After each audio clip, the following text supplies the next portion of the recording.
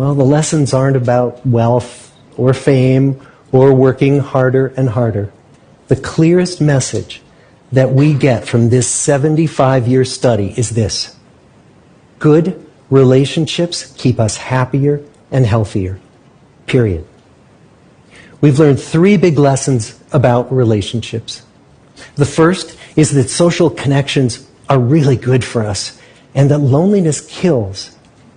It turns out that people who are more socially connected to family, to friends, to community are happier, they're physically healthier, and they live longer than people who are less well connected.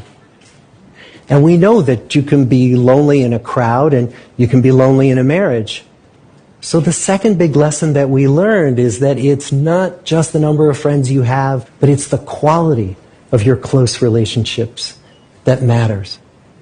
It turns out that living in the midst of conflict is really bad for our health. High conflict marriages, for example, without much affection, turn out to be very bad for our health, perhaps worse than getting divorced. And living in the midst of good, warm relationships is protective.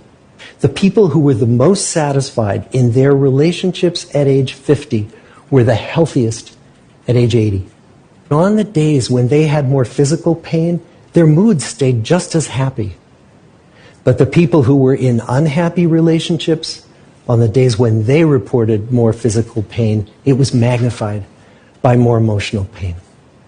And the third big lesson that we learn is that good relationships don't just protect our bodies, they protect our brains.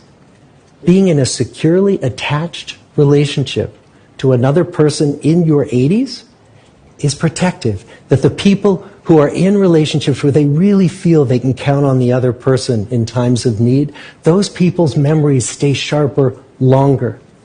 And the people in relationships where they feel they really can't count on the other one, those are the people who experience earlier memory decline.